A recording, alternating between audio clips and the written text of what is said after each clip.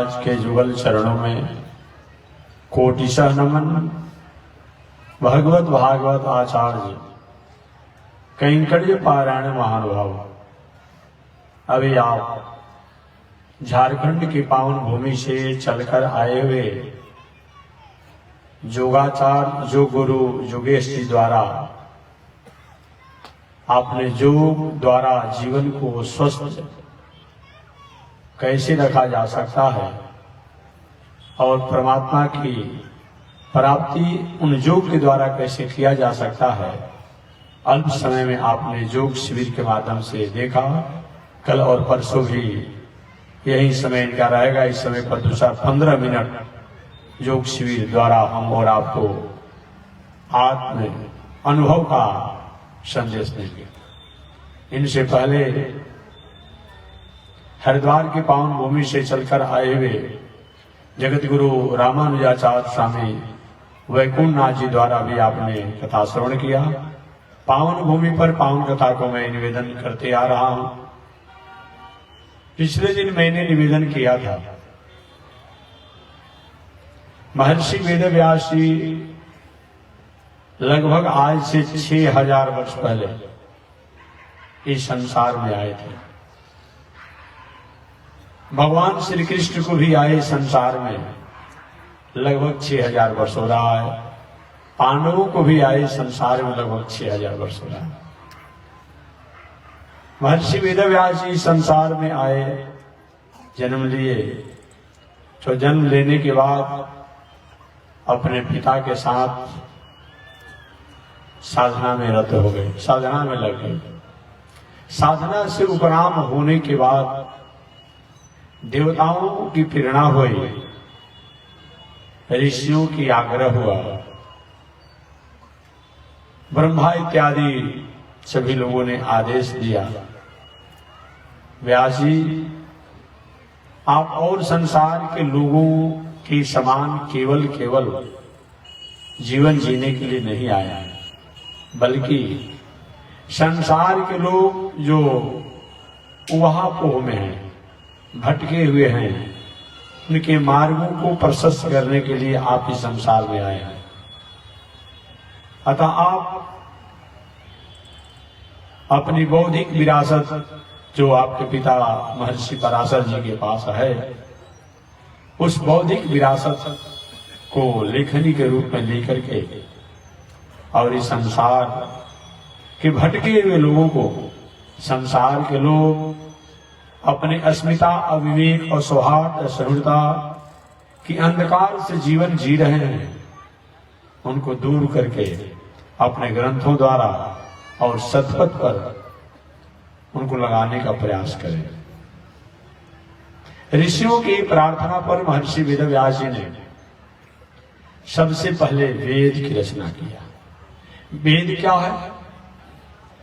व्याकरण से, ग्रामर से वेद शब्दों को परिभाषित किया जाए तो वेद विद ज्ञान धातु से बनता है, जिसका मतलब होता है जानना। हम कौन हैं, हम कहां से आए हैं, हम क्यों आए हैं, हमें क्या करना चाहिए इत्यादि जानना। मैं ही हूं कि हमारे बाद भी कोई है, इसको भी जानना। हमारे बाद भी कोई है, उसका क्या नाम है, उसको कैसे जाना जाता है, उसको कैसे प्राप्त किया जाता है, ये जानना। और हमारे बाद भी एक तत्व, एक सत्ता है जो अपने द्वारा दुनिया को संचालित करती है। उसको पहचानने में, उसको जानने में, उसको समझने में, उसको पाने में कौन सी बाधाएं आती है, इसके बारे में भी जानना, इसी का नाम वेद है। वेद विद ज्ञान धातु से बनता है। अर्थ पंचक तत्व ज्ञान, तत्वत्रय समन्विता, पंच संस्कार संपन्ना, ते वै भागवता स्मृता। वेद के द्वारा 5 तत्वों के बारे में जानना। अर्थ पंचक, 5 तत्वों के बारे में जानना। स्वस्वरूप, परस्वरूप, उपाय स्वरूप, विरोधी स्वरूप, पुरुषार्थ स्वरूप। स्वस्वरूप का मतलब क्या होता है? अपने बारे में जानना। मैं खाता हूँ, मैं पीता हूँ, मैं जाता हूँ, मेरा मकान, मेरा दलान, मेरा दुकान, मेरी पत्नी, मेरा भाई, मेरा पुत्र, मेरा धन संपत्ति, क्या मैं ही हूँ कि मेरे बाद भी कोई है? क्या मैं धन हूँ? क्या मैं पत्नी परिवार हूँ? नहीं नहीं। अगर हम धन होते, पत्नी परिवार होते, तो सबके साथ, सबके बीच से हम निकल जाते हैं संसार से। कोई रोक पाता है? नहीं रोक पाता है। इससे पता चलता है कि मैं न धन हूं, न परिवार हूं, न समान हूं। ये जाना आखिर मैं कौन हूं? वेद भगवान से पूछा गया, पुराण से पूछा गया, स्मृतिकारों से पूछा गया, ऋषियों से पूछा गया, मैं कौन हूं? उपनिषदकारों से पूछा गया। वेद भगवान कहते हैं हम कौन हैं? ब्रह्मदासा, ब्रह्मदासा, ब्रह्मदासा। हालांकि इसी बातों को आधुनिक विचारकों ने, कुछ विचारकों ने ब्रह्मदासा, ब्रह्मदासा, ब्रह्मदासा इस शब्द को अपने शब्दों के अनुसार अर्थ कर लिया। बहुत लोगों ने कहा कि अहम ब्रह्मास्मि। अब अहम ब्रह्मास्मि शब्दों का अर्थ जो है अपने तरीका से लोगों ने कर लिया। अहम ब्रह्म अस्मि। हम माने मैं। उन कभी कभी क्रिया का, रूप का भी अर्थ है। संज्ञा और संज्ञा की महत्ता पर अर्थ होता है। संज्ञा और संज्ञा की महत्ता पर होता है। हर जगह एक ही शब्द से एक ही अर्थ को नहीं किया जा सकता है।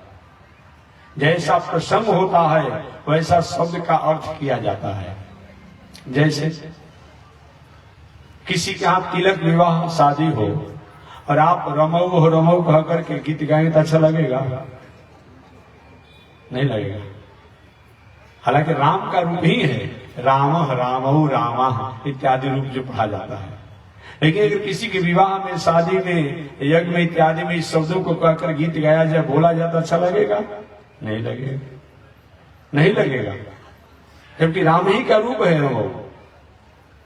इतना ही नहीं, अलग अलग है। अगर कोई किसी का लड़का का जन्म हुआ हो और लड़का के जन्म में आप गए हो महोत्सव मनाने के लिए, आप एक राम नाम सत्य है, राम नाम सत्य है, अच्छा लगेगा? नहीं लगेगा। जबकि आपने दूसरा को बात तो ठीक ही आपने कहा कि राम के अलावा दुनिया में कोई सत्य नहीं है, लेकिन अच्छा नहीं लगेगा। अब वही कहीं कोई किसी का यात्रा में, शव यात्रा में गए हो और वहां कोई दूसरा कोई बात कहेंगे तो अच्छा लगेगा? नहीं लगेगा। तो शब्द एक ही होता है, लेकिन अलग अलग क्रिया हो, कर्म हो, संज्ञा हो, अलग अलग प्रकरण के अनुसार अलग अलग अर्थ होता है। बात नहीं समझे। एक और व्यवहारिक बात कह दूं, क्योंकि अभी बहुत चल रहा है। अभी हमारी माता जी लोग, हमारी माताएं बैठी हुई है, तिलक के अवसर पर, विवाह के अवसर पर एक दो गाली नहीं देती है, सैकड़ों सैकड़ों गालियां दे रही है रोज। माइक से कभी हमको सुनने को मिलता है। आज तक कभी आपने सुना किसी प्रशासनिक लोगों द्वारा, किसी न्यायालय के न्यायाधीशों, लायरों द्वारा, या किसी व्यक्ति के भाई हम विवाह में गए थे और हद कर दिया, गाली सुनते सुनते, देते देते, अमुक स्त्री ने, अमुक व्यक्ति ने अपने विवाह के अवसर पर अपने स्त्रियों द्वारा, अपने आए हुए तिथि और स्त्रियों द्वारा हमको सैकड़ों गाली दिवाया। तनी थानाध्यक्ष जी हमारा केस लिख लीजिए। थानाध्यक्ष जी क्या करेंगे? मुस्कुराते गए, भाई जी क्यों मजाक करते, जाइए ना, ये केस लिखा जाता है। जबकि ऐसी ऐसी गाली देती है कि शायद आप, हम तो कभी कभी धन्यवाद देते हैं अपनी माताओं को कि न जाने किस विश्वविद्यालय में की पढ़ाई होती है, अब वही समझेंगे, हम नहीं समझ पाते हैं। कहां से ऐसा ऐसा शब्द जुटाती है लोग, ऐसा तुकबंदी, ऐसा शब्द इन लोग कराता है कि भगवान ही इनका भला करेगा, हम क्या कर सकते हैं। तो हाथ समझिए, कहां से ऐसा ऐसा शब्द की गाली। पढ़ी लिखी भी माताएं, अब उसमें किस अपने आप में स्थिति में रहती है, पढ़ी माताएं भी वैसे ही गीत गाएगी, और जो कुछ कम पढ़ी रहेगी वही गीत गाती है। मेरा कोई आप लोग कमेंट नहीं है, कोई हमारा आप लोगों का विरोध नहीं है। मैं भगवान से प्रार्थना करता हूँ कि न जाने किस विश्वविद्यालय को खोले हैं भगवान। अभी तो सांसारिक रूप में तो कोई विद्यालय नहीं, उनको पता है कि गाड़ी गाने के लिए या गाड़ी पढ़ने के लिए कोई विद्यालय खुला हुआ, हम तो नहीं सुने हैं कि कोई स्कूल खुला हो गाली गाने के लिए। कितना गाली गाती है, सैकड़ों सैकड़ों गाली गाती है, लेकिन एक भी केस नहीं लिखा जाता है, नहीं लिखाएगा। केस करने भी जाएंगे तो केस नहीं होगा, न थाना अध्यक्ष से लिखेंगे, न न्यायाधीश से लिखेंगे, न लॉयर साहब लिखेंगे। ऐसे कई रास्ते में आप जा रहे हैं और किसी से किसी बातों को लेकर के तुम ताम हो गया, तुम तो हो गया।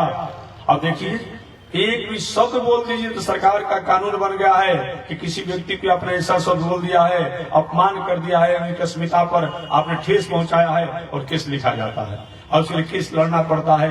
न्यायाधीश जी के सामने जाकर अपने क्षमा मांगना पड़ता है, प्रशासन के पास जाकर क्षमा मांगना पड़ता है। अब समझिए, विवाह के अवसर पर सैकड़ों गाली दिया गया, लेकिन उस गाली को गाली माना ही नहीं जाता है। ऐसे रास्ते में चलते समय कोई खेत खलिहान घर द्वार को लेकर के थोड़ी सी बात अपने आप बिगड़ गई, तुम ताम हुआ, तो इसमें केस लिखा जाता है। तो शब्द के अनुसार प्रकरण होता है, अब प्रकरण के अनुसार शब्द का अर्थ किया जाता है। सभी शब्दों को एक ही तरीका से अर्थ नहीं किया जाएगा। अगर एक ही प्रकार से सभी शब्दों का अर्थ कर दिया जाए तो अच्छा नहीं होगा। इसलिए हम निवेदन करते हैं, कभी कभी कुछ महानुभावों द्वारा रामचरितमानस के कुछ चौपाइयों पर, कुछ शब्दों पर थोड़ी सी के मन में भावना में उदासी है कि मानस में ऐसा अपने अपमान किया गया। मानस के शब्दों को आप सुनिए, जो मानस में शब्द जो लिखे गए हैं, एक कौन कहा है, किसका लिखा हुआ है, ये आपको विचार करना पड़ेगा। बहुत लोग, अभी मैं था उत्तर प्रदेश के प्रयागराज में, कुछ दिन पहले की बात है, तो एक देवी जी कथावाचिका थी, कथा कहती थी। तो उन्होंने कहा, उनके कहने का शैली थोड़ा अजीब सी था, कहने में थोड़ी संकोच रखता है कि अगर तुलसीदास होता तो मैं उससे पूछती कैसे नारियों के बारे में क्यों लिखा है। कुछ शब्द ऐसा हो गया होगा रामचरितमानस में। अरे प्रसंग को तो जानिए, प्रसंग को जानिए, किस प्रसंग में और किसका है। ये तुलसीदास का शब्द नहीं है। ये हमने कहा कि भाई हमको मीठा अच्छा लगता है, हमने कहा हमको तीता अच्छा लगता है, कोई कहते कि हमको खाटा अच्छा लगता है। तो जो व्यक्ति अपना स्वभाव बतावे अब उसको आप दोष मान लीजिए, ये तो समझने वाले की गलती है। ये तुलसीदास जी का शब्द नहीं है, ये भूतभावन शंकर जी का शब्द नहीं है, ये पार्वती जी का शब्द नहीं है, ये भगवान श्री राम का शब्द नहीं है। जो शब्द आप जानते हैं, शब्द आया है कि शूद्र गंवार ढोल पशुनारी ये सब ताड़ना के अधिकारी। आज भी बहुत विवाद चलता है इसका। तो मैं इसीलिए शब्दों को कहा कि केवल शब्दों के द्वारा अगर अर्थ आप करेंगे तो कहीं न कहीं असहजता आ जाएगी। जैसा प्रकरण हो उस प्रकरण के अनुसार शब्द का अर्थ किया जाता है। कल या परसों मैंने बताया था, माताएं तिलक के अवसर पर गीत गाती है वर राजा के लिए कि सोना के पीढ़ा पर बैठने के लिए सोना के थाल में पूजा के सामान सरियाती है। और पूछा जाए कि जो गीत गाती है कि 10 घर में सोना होगा कि नहीं होगा, भी सोचना पड़ेगा।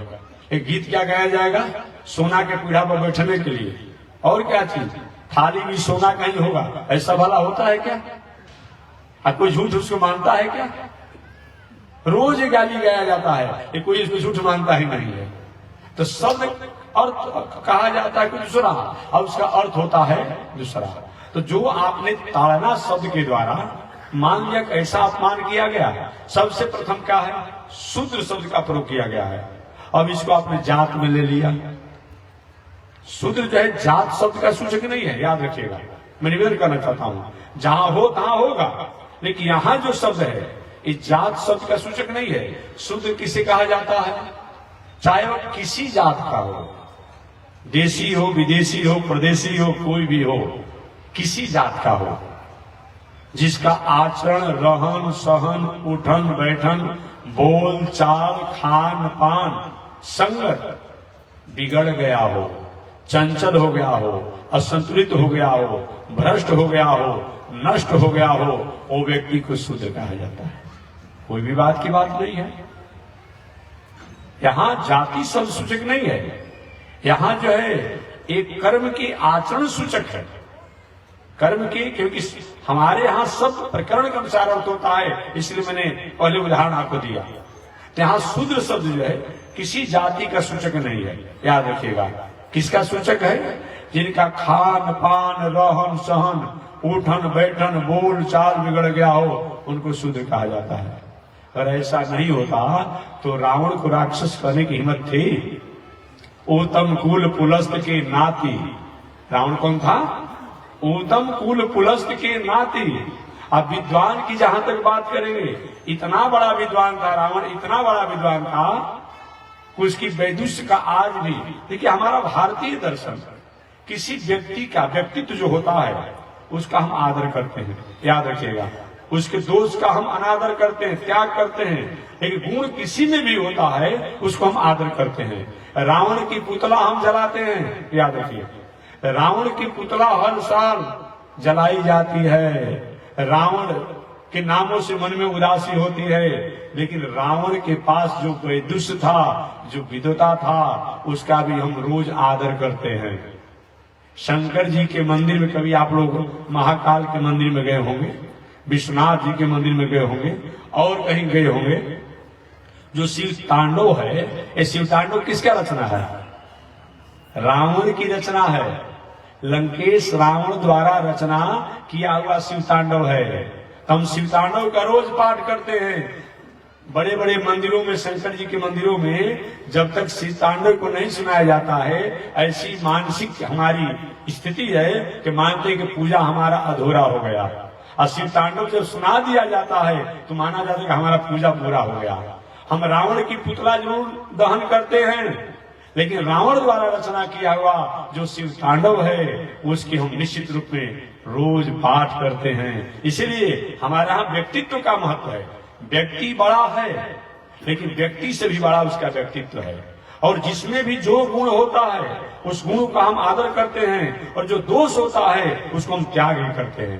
रावण के पुतला जलाते हैं, उसको हम बहुत आदर की दृष्टि में नहीं देखते हैं, लेकिन उसके द्वारा जो रचना किया गया शिव तांडव का, उसका हम पाठ भी करते हैं।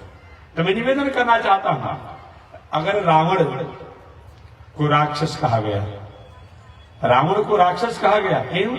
व्यक्तित्व के कारण, आचरण ठीक नहीं होने के कारण। तो शूद्र शब्द जो है यहाँ जो है ये जात सूचक नहीं है, यहाँ जो है कर्म सूचक है। चाहे वह ब्राह्मण हो, क्षत्रिय हो, अमुक हो, देशी हो, प्रदेशी हो, विदेशी हो, स्त्री हो, पुरुष हो, अगर जिसका आचरण भ्रष्ट है, मार्ग से गिरा हुआ है, विचलित है, खान पान ठीक नहीं है, रहन सहन ठीक नहीं है, उठन बैठन ठीक नहीं है, वो व्यक्ति को शूद्र कहा गया है। पास में गंवार तो जानते हैं आप, गंवार किसे कहा जाता है? जानता कुछ नहीं हो और हर जगह अपनी बात स्थापित कर दे, वो गंवार कहा जाता है। शूद्र गंवार, ढोल तो रोज आप देख ही रहे हैं, कथा प्रवचन में बज रहा है, इसका ढोल है, नाम है शूद्र गंवार और ढोल। पशु को आप जानते ही हैं, और नारी माने नारी। हमारे एक तरफ वैदिक परंपरा में नारी बताया गया है, नारी पूजयंती बताया गया है। स्त्रियों का जहां पूजा होता है, जहां आदर किया जाता है, समादर किया जाता है, वहां देवता लोग रमण करते हैं, अर्थात देवता लोग वहां निवास करते हैं, वास करते हैं। भला ऐसी नारियों का अपमान तुलसीदास जी करेंगे? आपको समझना चाहिए ना। जिस अपने पत्नी के उपदेश के कारण तुलसीदास जी इतना बड़ा साधु बन गए, और वो तुलसीदास जी नारी का अपमान करेंगे? नहीं करेंगे। अगर उनकी पत्नी उपदेश नहीं दी होती तुलसीदास जी के, तो तुलसीदास जी तुलसीदास बने रहते, लेकिन पत्नी के उपदेश के कारण आज इतने बड़े उच्च कोटि के संत बन गए तुलसीदास जी। इसलिए अब यहाँ पर 5 शब्द है। शूद्र, तो शूद्र का शब्द आपने जान ही गया, जिसका आचरण भटका हुआ हो, गिरा हुआ हो, नष्ट हो, भ्रष्ट हो, चाहे किसी जात का वो व्यक्ति हो, उसको शूद्र कहा जाता है। गंवार माने आप समझिए गए, जानता कुछ नहीं हो लेकिन हर जगह अपनी बात मनाना चाहता हो, वो गंवार है। ढोल जान ही गए, पशु आप जान ही गए, और नारी आप जान गए। और 5 संज्ञा के साथ एक क्रिया का प्रयोग किया गया है। पढ़े लिखने वाले को समझेंगे, ये 5 संज्ञा के साथ एक क्रिया का प्रयोग किया गया है। ताड़ना, ताड़ना शब्द का प्रयोग किया गया है। अब इसी पर विवाद चलता है। ताड़ना माने का पीटना होता है, रास्ते में कभी कभी आप अपने वार्तालाप करते हैं, अमुक व्यक्ति ने अमुक व्यक्ति को ताड़ गया। ताड़ना माने पिटना नहीं होता है, याद रखिएगा। ताड़ना माने पिटना नहीं, ताड़ना माने पहचानना, ताड़ना माने जानना, ताड़ना माने समझना, ये होता है। तो जहां एक प्रथम का है शूद्र है, तो शूद्र माने समझ गया कि आचरण से भटका हुआ व्यक्ति चाहे किसी जात का हो, चाहे देशी हो विदेशी हो, उस सबको शूद्र कहा जाता है। तो ऐसे लोग भी जो आचरण से मार्ग से भटके हुए हुए वे ताड़ना के अधिकारी हैं। तो यहाँ ताड़ना शूद्र के साथ जो है यह क्या है, सद्ज्ञान संस्कार। माने ऐसे लोग भी त्याज नहीं हैं, ऐसे लोग भी त्यागने योग्य नहीं हैं, उनको भी संस्कार और सद्ज्ञान दे करके, सद शिक्षा दे करके और सतपथ पर लगाने के वो अधिकारी हैं। वो भी त्याज हमारे यहाँ नहीं है। यहाँ ताड़ना माने सद्ज्ञान, सदशास्त्र, सत्संस्कार के अधिकारी हैं, न कि त्याजने के अधिकारी हैं। ऐसा कभी हुआ है क्या? जी हाँ, आपने वाल्मीकि जी का नाम सुना होगा। मार्गों से भटके हुए थे, सप्तऋषियों का कृपा हो गया और वाल्मीकि जी सतपथ के अधिकारी हो गए। आपने अंगुलीमाल डाकू का नाम सुना होगा, बहुत बड़ा अपराधी था गौतम बुद्ध के जमाने में। गौतम बुद्ध ने उसे अहिंसा व्रत का पुजारी बना दिया और सतपथ का अधिकारी बना दिया। तो जो लोग अपने आचरण से गिरे हुए लोग हैं, वे लोग को भी सद्ज्ञान, सत्संस्कार, सत्शिक्षा दे करके और अच्छे मार्गों में लगाने के अधिकारी हैं। ये भी त्याग और छोड़ने जो नहीं है। एक वकालत की भाषा में लाई और लोग जानते होंगे, एक वकालत की भाषा है, पापी व्यक्ति से नहीं घृणा करना चाहिए, पाप से घृणा करना चाहिए। अगर पापी व्यक्ति भी पाप को छोड़ दे रहा है, त्याग दे रहा है, तो व्यक्ति को भी मुख्य मार्ग पर लाना चाहिए। आज हमारी सरकार प्रशासन क्या करती है, कोई व्यक्ति गलत मार्गों में कहीं चला गया है, कहते हैं भाई आप मुख्य मार्ग पर आइए, आपको रोजगार की व्यवस्था देंगे, हम शिक्षा की व्यवस्था देंगे, आपकी सुरक्षा की व्यवस्था देंगे और आपको साधन संसाधन देंगे। और सरकार करती भी है। इसलिए अगर कोई व्यक्ति कहीं भटक गया हो मार्गों से, किसी कारण से और किसी प्रकार के मार्गों से भटक गया है, वह व्यक्ति भी अगर मुख्य मार्गों पर आता है तो उसको मुख्य मार्गों पर आने पर आज भी सरकार द्वारा प्रोत्साहन दिया जाता है। वही बात शास्त्र में भी है। जो मार्गों से आचरण से भटके हो, चाहे वाल्मीकि जी के समान हो, चाहे वर्तमान के अंगुलीमाल डाकू के समान हो, लेकिन अगर इनको सत्शास्त्र, सत्शिक्षा और सद्ज्ञान दे करके, सत्संस्कार दे करके यह अच्छे मार्गों पर आने के अधिकारी हैं, ये त्यागने और त्याज के अधिकारी नहीं है। कहाँ विवाद की बात है। दूसरी बात, गंवार। गंवार जो है, गंवार के साथ भी ताड़ना शब्द का प्रयोग किया गया है। अब गंवार के साथ ताड़ना माने जो जानता नहीं है और हर जगह अपनी बातों को रखता है, ऐसे लोग भी ताड़ना के अधिकारी हैं। क्या पिटने के अधिकारी हैं? नहीं नहीं। अब यहाँ गंवार के साथ जो ताड़ना है, इसका मतलब होता है यथार्थ, यथावत। जो गंवार लोग हैं, जो नहीं जानते हैं और अपनी बातों को साबित करते हैं, उनको भी यथार्थ वो ज्ञान के अधिकारी हैं, वो भी त्याग के अधिकारी नहीं है। तो शूद्र, गंवार और ढोल, ढोल के साथ भी ताड़ना शब्द का प्रयोग किया गया है। बढ़िया नगारा खरीद के ले आइए, तबला ले आइए, ढोल ले आइए, गांव में सबसे बढ़िया लोग हों और सबसे बढ़िया घंटा उसको पिटिए, यही कहा गया है। अच्छा गांव में तबला बजाने वाला, नाल बजाने वाला, ढोल बजाने वाला है, उसको बुलाया जाता है और पैसा भी दिया जाता है।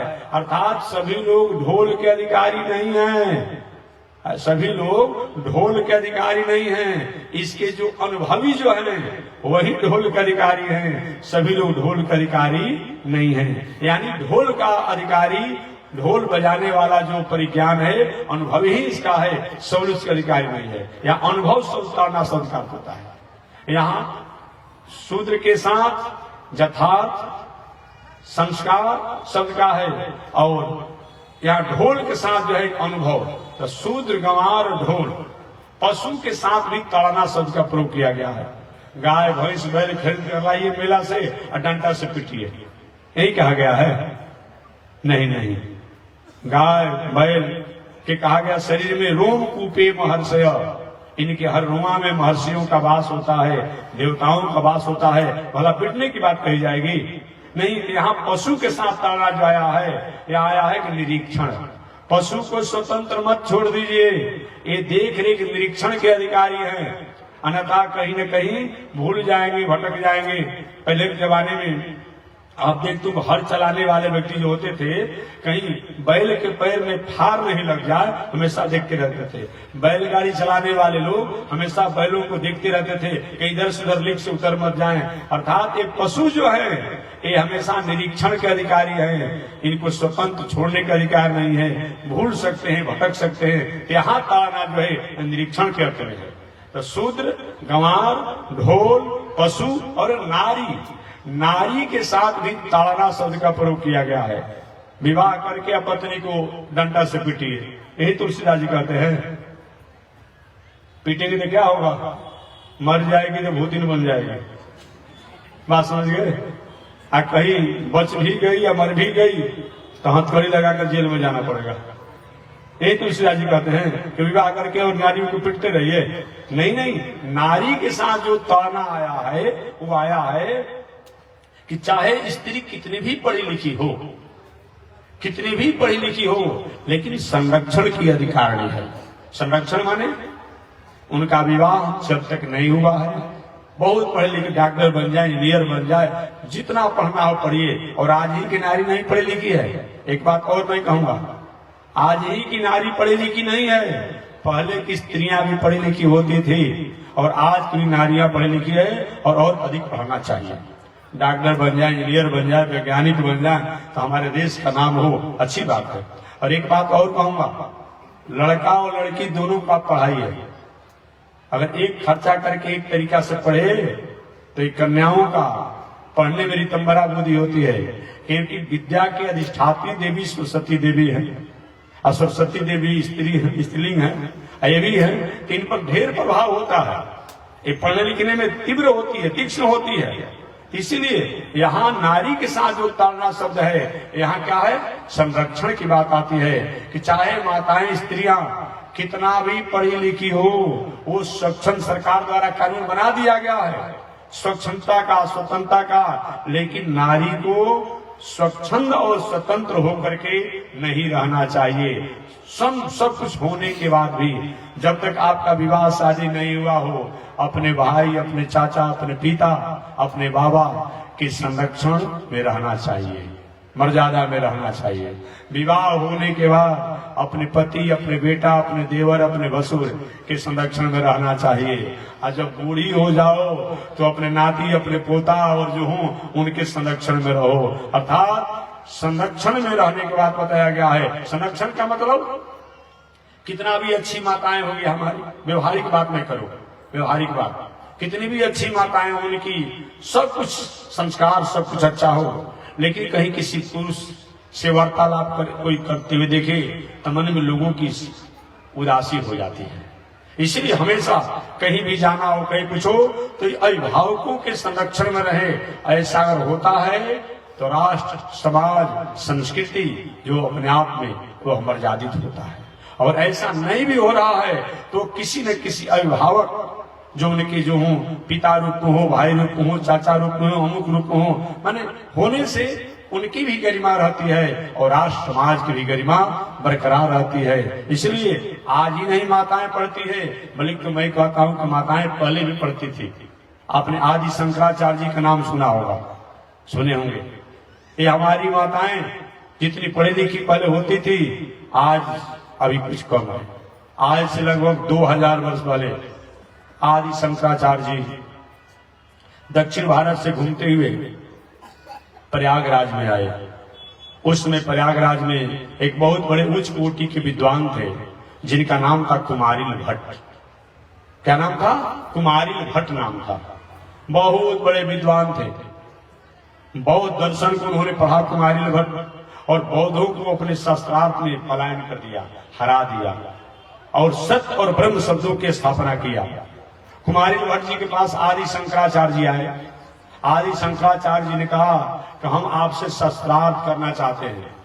आदि शंकराचार्य जी की बातों को सुनकर कुमारी भट्ट जी कहे, अब मैं मरने जा रहा हूं, वृद्धावस्था हो गई है, हम शस्त्रार्थ नहीं करेंगे।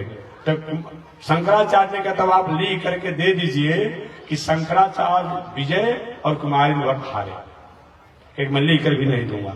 एक मेरा चेला है, एक मेरा शिष्य है, बिहार में रहता हूं, उसमें बिहार प्रदेश नहीं था, उसमें बिहार प्रदेश नहीं था, बिहार तो होगा ही, बिहार प्रदेश नहीं था।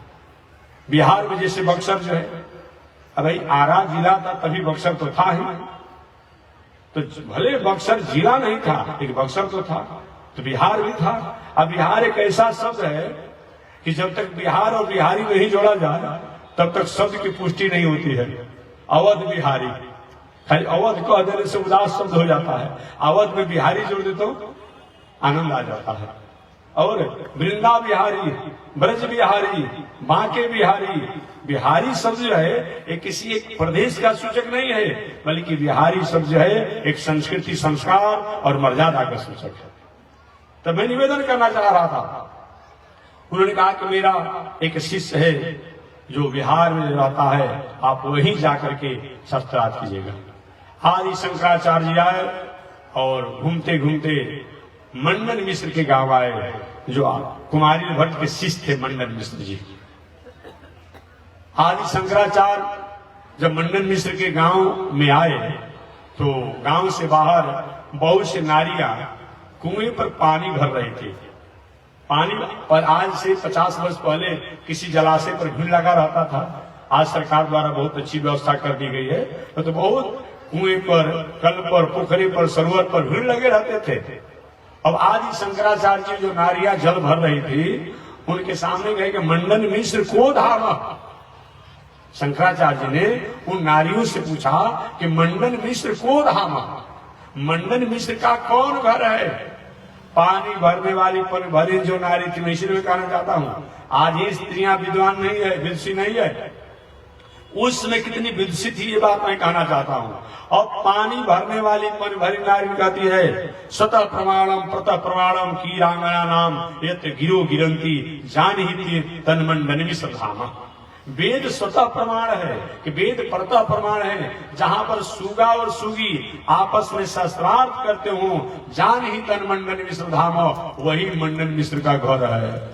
उसी अनुसार आदि शंकराचार्य मंडन मिश्र के यहाँ गए और आप जानते होंगे मंडन मिश्र से आदि शंकराचार्य का शस्त्रार्थ हुआ। मंडन मिश्र जी हार गए, शंकराचार्य जी जीत गए। मंडन मिश्र की पत्नी ने कहा, महाराज जी गृहस्थ आश्रम स्त्री पुरुष मिल करके एक अंग होता है, अभी आधा अंग को आपने हराया है, हम शस्त्रार्थ करूंगा। और आदि शंकराचार्य जी से मंडन मिश्र जी की पत्नी ने शस्त्रार्थ किया और शस्त्रार्थ में आदि शंकराचार्य जी हार गए। ये भी जान लेगा, मंडन मिश्र को शंकराचार्य जी ने हराया और शंकराचार्य जी को मंडन मिश्र की स्त्री ने हरा दिया, पत्नी ने हरा दिया। आदि शंकराचार्य ने मौका मांगा, शिवावतार थे, तो उनको मौका दिया जाए, आप द्वारा जो प्रश्न किया गया है इसका मैं समाधान करूंगा। और बाद में चलकर उन्होंने प्रश्नों का समाधान किया, लेकिन उस समय तो हार ही गए।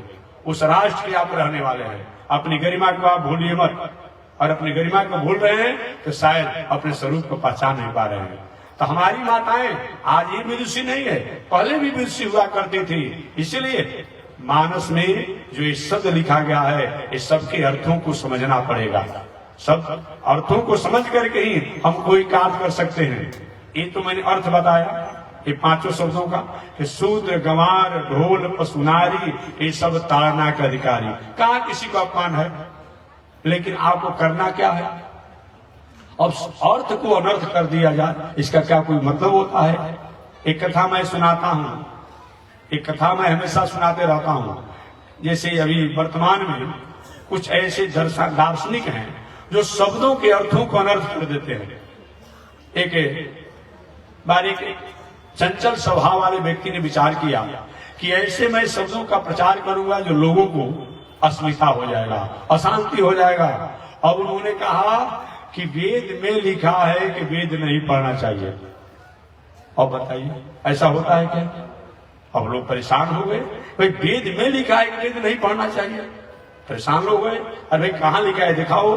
तो ये लिखा था कि अशौच के समय, अशुद्धि के समय वेद नहीं पढ़ना चाहिए। लेकिन वो चंचल दिमाग का व्यक्ति था, वो क्या किया, अशौच शब्द जो है उसको अंगूठा से दबा दिया।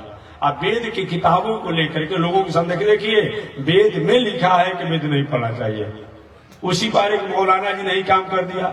एक बार चंचल स्वभाव के एक मौलाना जी रहे, कहीं कि मैं ऐसे हैरान करूंगा लोगों को, लोग समझ में आ जाएंगे। और उन्होंने कहा कि कुरान में लिखा है कि कुरान नहीं पढ़ना चाहिए।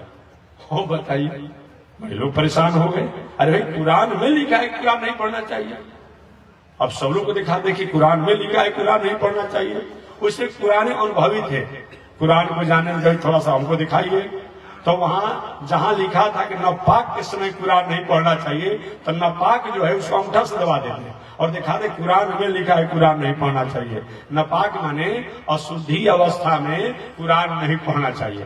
तो यही कुछ ऐसे चंचल स्वभाव वाले लोग हैं कि कुछ शब्दों के अर्थों को अस्त व्यस्त करके और समाज में जो सहृदता है, समाज में शांति है, समाज में सौहार्द है, उसको भंग करने के लिए उनका एकमात्र उद्देश्य रहता है। वस्तव हमारा भारतीय दर्शन जो है, हमारा वैदिक दर्शन जो है, ये कभी भी किसी को उदास और किसी को परेशान नहीं करता है। दूसरी बात मैं निवेदन करूं, ये शब्द जो है, ये शूद्र गंवार ढोल पशुनारी, ये सब ताड़ना के अधिकारी, इसको किसने कहा है? आप रामचरितमानस पढ़ते होंगे, ये किसने कहा है? क्या भगवान श्री राम का कथन है? नहीं। क्या शंकर जी का कथन है? नहीं। क्या पार्वती ने कहा है? नहीं। क्या तुलसीदास जी ने कहा है? नहीं। किसी ने नहीं कहा है। ये किसका कथन है? या उस समय का प्रसंग है जब भगवान श्री राम समुद्र के तट पर 3 दिनों तक बैठ करके और समुद्र देव से प्रार्थना कर रहे थे कि हे समुद्र देव, आप मेरे ही कुल खानदान द्वारा प्रकट हुए हैं, हमको या तो जल ही कम हो जाइए या तो कोई उपाय बताइए कि कैसे मैं समुद्र पार करके लंकापुरी में जाऊंगा। 3 दिनों तक भगवान श्री राम समुद्र के तट पर बैठे रहे, लेकिन समुद्र कुछ नहीं जवाब दिए और कुछ जवाब नहीं आया। अंत में भगवान ने क्या किया? भगवान श्री राम ने अपने धनुष पर बाण चढ़ाकर और कहा कि आज मैं समुद्र के जल को सुखा दूंगा। बिने न मानत जलद ही जला। वहीं जब भगवान श्री राम ने अपने धनुष पर बाण चढ़ा करके और समुद्र के जल को सुखना चाहे, समुद्र देव प्रकट हो गए और कहे महाराज मैं और मेरे जैसे लोगों का ये स्वभाव है। ये समुद्र का कथन है कि मैं और मेरे जैसे लोगों का ये स्वभाव है। ये समुद्र ने अपना स्वभाव बताया है और अपने जैसे लोगों का स्वभाव बताया है। ये भगवान श्री राम ने इस पर टिप्पणी नहीं किया है, तुलसीदास की टिप्पणी नहीं है और किसी की टिप्पणी नहीं है। तो अगर कोई व्यक्ति अपना स्वभाव बताता हो तो उसका वह नेचुरलिटी है, वो दोष नहीं है। किसी का आप नेचुरलिटी कोई गुण हो, अब मिर्चा आप खाइए, आंख में अगर आंसू गिरने लगे, तीता लगे, तब मिर्चा को मार लगे डंडा से, कहे तीता लगे? अरे मिर्चा का तो नेचुरलिटी है तीता होना जी। गन्ना आप कीजिए, उसका स्वभाव है मीठा, स्वभाव है मीठा। नींबू खाइए, स्वभाव है खट्टा। तो जिसका जो नेचुरलिटी है और उसको हम दोष मान ले, ये तो हमारी कमी है। तो समुद्र और समुद्र ने अपने जैसे लोगों का भगवान श्री राम से स्वभाव बताया है, न कि भगवान श्री राम ने कहा है या तुलसीदास ने कहा है, ऐसी बात नहीं है। और उसी बातों को लेखनी के रूप में लिखा गया है। बाकी समुद्र ने स्वभाव अपने और अपने जैसे लोगों को बताया है। तो मैं निवेदन करना चाह रहा था, महर्षि वेदव्यास जी को आज्ञा हुआ, हे व्यास जी, आप केवल इसके लिए नहीं आए हैं कि अपने खाएं पिए और जीवन को जिए, इसके लिए तो बहुत से लोग आते हैं।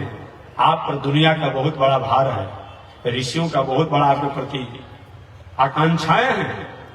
अगर आप इस संसार के लोगों को जीने के तरीका को सफल नहीं कर पाएंगे तो संसार के लोग आपस में भटकते रहेंगे। व्यास जी क्या करना चाहिए?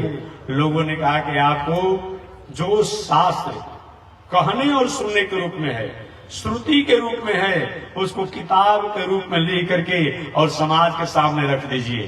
वही व्यास जी ने जो ग्रंथ शास्त्र इतिहास पुराण कहने और सुनने के रूप में थे उनको किताब के रूप में लिख दिया। तो सबसे पहले व्यास जी ने वेद की रचना किया, जिस वेद को हम लोग ऋग वेद के नामों से जानते हैं। सबसे प्रथम ऋग्वेद की रचना हुई। आगे व्यास जी ने उस ऋग्वेद को 4 भागों में बांटा, ऋग्वेद, यजुर्वेद, सामवेद, अथर्ववेद, और अपने अलग अलग शिष्यों को उन्होंने पढ़ा दिया। जो जो उनके शिष्य थे उन सभी शिष्यों को व्यास जी ने अलग अलग पढ़ा दिया। ऋग्वेद, यजुर्वेद, सामवेद, अथर्ववेद, ये चारों वेदों के जो अधिकारी थे उनको अलग अलग पढ़ाया और पढ़ा करके समाज के लोगों के सामने बताया कि हे दुनिया में रहने वाले लोग, अगर हमारा स्वरूप नहीं है, हमारी संस्कृति नहीं है, हमारा संस्कार नहीं है, हमारी मर्यादा नहीं है, तो हमारे जीवन जीने का कोई मतलब नहीं होता है। जीवन तभी हमारा सार्थक है जब हम अपने स्वरूप के बारे में जानते हैं, अपने संस्कार के बारे में जानते हैं, अपने संस्कृति के बारे में जानते हैं। अतः वेद का मतलब क्या होता है? अर्थ पंचक तत्व क्या, 5 तत्वों के बारे में जानना। स्वस्वरूप, मैं खाता हूँ, मैं पीता हूँ, मैं जाता हूँ, मेरा मकान, मेरा दलान, मेरा दुकान, क्या मैं ही हूँ कि मेरे बाद भी कोई है? अपने बारे में जानना। केवल मैं ही हूँ कि मेरे बाद कोई है? मेरे बाद भी कोई है। अगर मेरे बाद कोई नहीं होता तो हम इस संसार से जब जाते हैं तो हमें कोई न कोई तो रुकने वाला होना चाहिए ना। ये हमारे संसार के लोग रोक पाते हैं? नहीं रोक पाते हैं। इससे मालूम पड़ता है एक और नियामक को नियंता है। उस नियामक को नियंता को हम लोग परमात्मा, ब्रह्म, ईश्वर, भगवान के नामों से जानते हैं। उसके बारे में भी जानना वेद का अर्थ होता है। स्वस्वरूप, परस्वरूप, उपाय स्वरूप। जब हमारे बाद भी एक सत्ता है जो दुनिया को संचालित करती है, उसकी प्राप्ति का उपाय क्या है, कैसे उसको प्राप्त किया जाता है? भक्ति, प्रपत्ति, आचार्याभिमान इत्यादि द्वारा उसको प्राप्त करना। और चौथा स्वरूप क्या है? विरोधी स्वरूप। एक विरोधी स्वरूप ऐसा होता है कि हर कार्यों में विरोध करता है, उसको आप रोक नहीं पाएंगे, लेकिन आप अपने मिशन, अपने मुकाम पर हमेशा रहें। विरोधी तत्व विरोध करेगा, लेकिन अगर हम अपने मुकाम और मिशन पर आते हैं तो एक न एक दिन हमारा जो मुकाम है उस मुकाम तक हम पहुंच जाते हैं। लेकिन कोई झंझट, आपत्ति, विपत्ति को लेकर के कोई काम ही नहीं किया जाए। सर्वे कार्य बहु विघ्नानि, कोई भी कार्य होता है उससे पहले विघ्न ही आता है। अभी खेती का समय है, 3-4 महीना से आपने मेहनत किया, श्रम किया, तब आप खेत के फसल को, अन्न को आप प्राप्त करेंगे। कोई भी कार्य में हमें पहले विघ्न होता है, लेकिन विघ्न के बाद क्या होता है? हमें निश्चित रूप में उसका रिवेट और रिटर्निंग प्राप्त होता है। अतः एक विरोधी तत्व होता है। वो विरोधी तत्व क्या है? ईर्ष्या है, द्वेष है, डाह है। ये क्या है? विरोधी तत्व है। हम बढ़े या ना बढ़े, हमारी स्थिति हो या ना हो, लेकिन हमसे आगे दूसरा कोई कैसे बढ़ेगा, ये विरोधी तत्व है। ये जब तक हमारे आप इसको समझेंगे नहीं, ये वेद के द्वारा इन तत्वों पर अनुशासन करने का हमें आदेश प्राप्त होता है। और 5वां तत्व क्या है? पुरुषार्थ स्वरूप। पुरुषार्थ हमारा होना चाहिए। पुरुषार्थ का मतलब विषम से विषम परिस्थितियों के आने के बाद भी अच्छे मार्गों को त्याग नहीं करना और पूरे मार्गों की तरफ पैर नहीं बढ़ाना, इसका नाम है पुरुषार्थ स्वरूप। ये 5 तत्वों को जिसमें बताया जाए उसका नाम वेद है। अर्थ पंचक तत्व क्या? तत्वत्रय समन्विता। और 3 तत्व और भी बताया गया है, ब्रह्म, जीव और माया। ये 3 तत्वों को बताया गया है। ब्रह्म क्या है, जीव क्या है और माया क्या है। अर्थ पंचक तत्व क्या और तत्वत्रय समन्विता, 5 संस्कार संपन्ना। और 5 संस्कार भी हमें होना चाहिए। वो 5 संस्कार क्या है? आज लोग धन होने पर ही हम धनी कहलाएंगे, पद होने पर ही पदवान कहलाएंगे, विद्या होने पर ही विद्वान कहलाएंगे।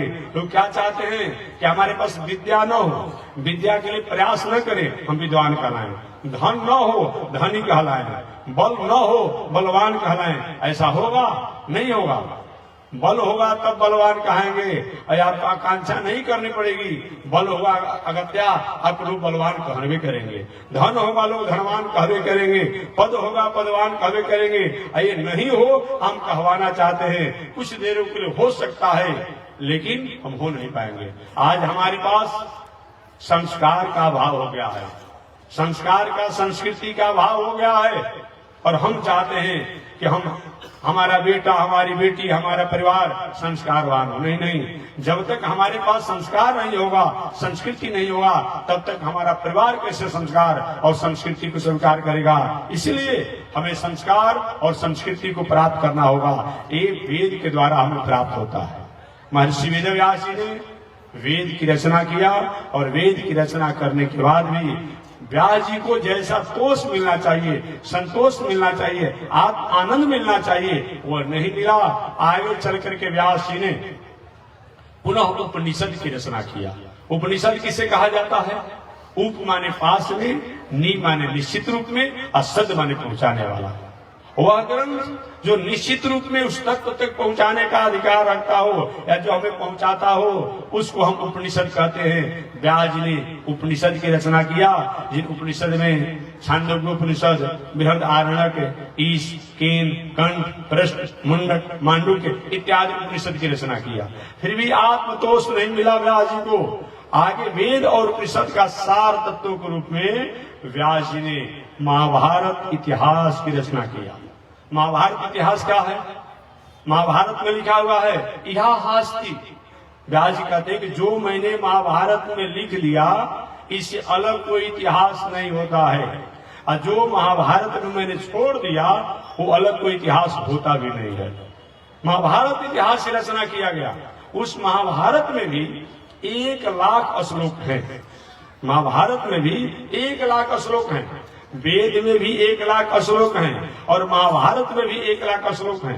कभी कभी कुछ लोग कहते कि महाराज जी महाभारत नहीं पढ़ना चाहिए, न था महाभारत पढ़ने से घर में युद्ध हो जाता है। ऐसा देहात में एक मानसिक ऐसी स्थिति बनी हुई है। तो महाभारत नहीं पढ़ना चाहता है, सरल शरीर पढ़ लेगा और बहुत कुछ पढ़ेगा, लेकिन महाभारत नहीं पढ़ेगा। मैं पूछना चाहता हूं आप लोग से कि महाभारत कौन कहता है? कोई अलग है? महाभारत से कोई अलग है? हमारे जीवन की कोई भी मंगल कामना के लिए बिना महाभारत का काम ही नहीं चलता है। विष्णु सहस्रनाम कहाँ का है? महाभारत में का है। विष्णु सहस्रनाम कहाँ का है? महाभारत का है। श्रीमद् भगवत गीता कहाँ का है? महाभारत का है। पांडव गीता कहाँ का है? महाभारत का है। कोई भी पूजा पाठ करने के बाद अगर पूजा पाठ में कुछ अधूरा हमें प्रतीत होता है तो विष्णु सहस्रनाम का पाठ होता है, गीता का पाठ होता है। और ऐसे महाभारत को आप कहते हैं कि नहीं पढ़ना चाहिए? नहीं नहीं, मैं कहता हूं कि महाभारत पढ़ना चाहिए। महाभारत पढ़ने से अगर कोई समस्या होगा वो हमेशा हमेशा के लिए समाधान हो जाएगा, समाधान हो जाएगा। इसलिए महाभारत की महर्षि वेदव्यास जी ने रचना की। यह महाभारत दूसरा कुछ नहीं है, वेद और उपनिषद का सार तत्व ही है।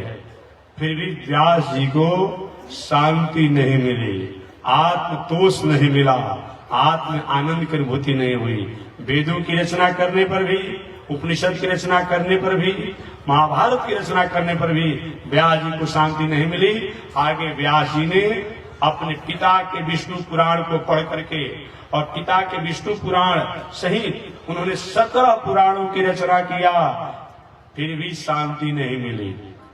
17 पुराणों की रचना किया, जैसा शांति चाहिए वैसा शांति नहीं मिला।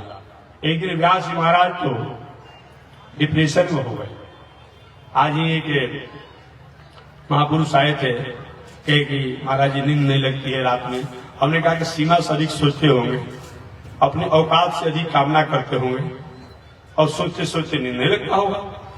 हमारी जितना स्टेटस है, हमारी जितना ग्राफ है, हमारी जितना लेयर है, जितना लेवल है, उससे अधिक अगर सोचेंगे, 100 रुपया के व्यापार करिए, करोड़पति बनना चाहेंगे तो तबीयत खराब नहीं होगा, नींद लगेगी, डिप्रेशन नहीं होगा, अटेंशन नहीं होगा।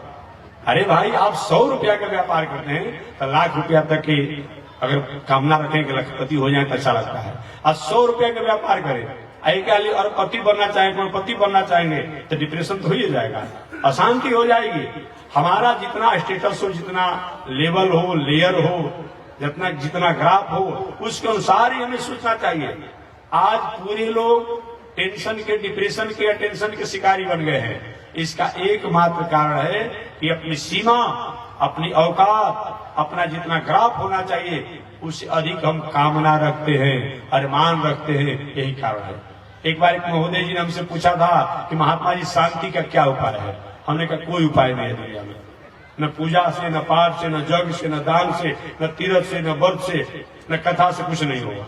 कि तभी सब बेकार है। हमने कहा बेकार नहीं है, लेकिन ये एक काम का नहीं है, ये हमारा स्वरूप है, ये हमारी संस्कृति है। इसके लिए हम पूजा करते हैं, पाठ करते हैं, जग करते हैं। हमारा तबीयत खराब नहीं होता है, हमको सर्दी बुखार नहीं होता है, हमको खांसी नहीं होती है, होता है और होना ही चाहिए। ये शरीर का सिस्टम है, ये 5 तत्वों से बना है, ये अपने काम में रहेगा। हमारा स्वरूप होता है पूजा पाठ करना, जगदान करना। इसके लिए हम नहीं करते हैं कि हमारा कभी तबीयत खराब नहीं होगा, कोई रोग नहीं होगा, इसलिए मैं करता ही नहीं हूं। लेकिन समान रोग से मान लेते हैं। शांति का एकमात्र उपाय है हमारे प्रयास करने की बात है। जिस चीज का हम प्रयास करें अगर वो नहीं हो रहा है तो उस पर बहुत सोचना नहीं है। यही थिंकिंग, चित्त वृत्ति निरोधा जोगा। आपने बेटा को, नाती को, परिवार को, भाई को संवर्धन किया, बढ़ाया, फलाया, फुलाया, सब कुछ बड़ा बनाया, और कहीं आपकी बारी आया सेवा के, और बेटा कहता आपने हमारे लिए क्या किया, और उसको ध्यान मत दीजिए। आपका जब तक कर्तव्य था, कर्म था, आपने सेवा किया, अब उससे रिपीट और रिटर्निंग मत लीजिए। ये अगर कामना रहेगी तो हमें कभी भी डिप्रेशन नहीं होगा, टेंशन नहीं होगा, अशांति नहीं होगी। अब आपने क्या किया, बेटा को पढ़ा लिखा कर किया कि बेटा कहीं बड़ा आदमी बन जाएगा तो विवाह के अवसर पर थोड़ा सा समाज में मेरी प्रतिष्ठा जमेगी, और पीला मुरेठा और पीला धोती पहन करके समाज में प्रतिष्ठा करेंगे। और उधर बेटा ने फोन किया, पिताजी फोन नहीं करता है, मिस कॉल करता है, हम सब ठीक ठाक हो गए हैं, हमारी व्यवस्था मत कीजिए। अब डिप्रेशन होगा कि नहीं होगा, टेंशन होगा कि नहीं होगा? नहीं नहीं, आप प्रयास कीजिए, लेकिन ऐसा कोई हो रहा है तो बहुत मत सोचिए। बेटा हो, बेटी हो, परिवार हो, भाई हो, बंधु हो, समाज हो, अमुक हो, अमुक हो, अगर हमारे कर्म करने के बाद भी, हमारे पुरुषार्थ करने के बाद भी अगर कहीं वैसी स्थिति नहीं बनती है जो हम अरमान रखे हैं, वो भी परमात्मा की ही इच्छा मान लिया जाए और बहुत नहीं सोचना, यही एकमात्र शांति का कारण है। यही एकमात्र शांति का कारण है। इच्छा निरोध ही हमारे जीवन की शांति का कारण है, और इच्छा का निरोध नहीं किया जाएगा तो जीवन अशांत बना ही रहेगा। महर्षि वेदव्यास जी ने वेदों की रचना तो किया, उपनिषद की रचना किया, इतिहास की रचना किया, 17 पुराणों की रचना किया। उनकी इच्छा थी कि इसको पढ़ करके, सुन करके, जान करके लोग अपने सत्पथ पर अगर बढ़ते तो हमारी प्रसन्नता होती। उस अनुपात में लोगों ने उस वेद, उपनिषद, इतिहास, पुराण द्वारा अपना हित नहीं किया, अपने दिनचर्या में संयम नहीं कर पाया। इसी को सोच करके व्यास जी को चिंता हुई। एक बात और मैं कहूंगा, अगर संत को, देवता को, ऋषि को, सज्जन पुरुष को चिंता होती है तो चिंता समाज के हित में हो जाता है। और निजी व्यक्ति कोई चिंता करता है वो उसको अपने कोई न कोई नुकसान करने वाली होती है, नुकसान करने वाली होती है। संत को भी चिंता होती है। आपने सुना होगा कि एक बार ऋषियों के मन में चिंता हुआ कि ये निश्चल, ये जब पृथ्वी पर रहेंगे तो सत्पुरुषों की रक्षा कैसे होगी, भगवान को आना पड़ा। इसलिए संत की चिंता जो है संसार के लिए होती है, अथवा चिंता चिंतन में हो जाता है। और समान व्यक्ति की चिंता जो होती है वो हमें चिता पर जलाने वाली हो जाती है। अतः हमें चिंतन करना चाहिए, क्योंकि संत चिंता में भी चिंतन करता है। संत जो है चिंता में भी चिंतन करता है, और समान व्यक्ति जो है चिंता में चिता पर जलने जैसा ही अपने जीवन को जीता है। इसलिए शांति नहीं मिलती है। व्यास जी महाराज को भी चिंता हुआ। आगे व्यास जी की चिंता कैसे दूर होती है इसकी चर्चा हम अगले दिन करेंगे। आज इसी के साथ बाड़ी विराम। एक बार भगवान का नाम ले। श्रीमन नारायण लक्ष्मी नारायण, श्रीमन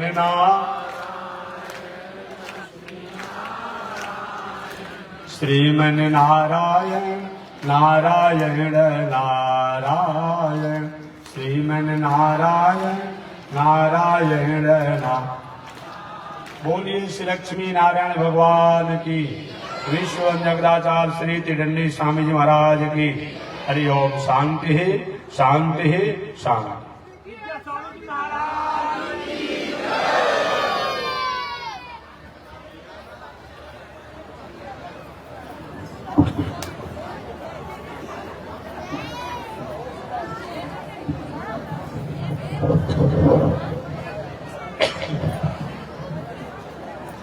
ओम चंद्रमा मनसो जात चक्षु सूरजो अजायत श्रोत्राद वायुष्य प्राण समुखाद अग्निरजायत श्रीसते लक्ष्मी शवदन्या रात्रे प्रार्श्वे नक्षत्राणि रूपमस्मिनो व्यातम् ईशे निखाणा मोमयि खाण सर्वलोकम मयि खाण।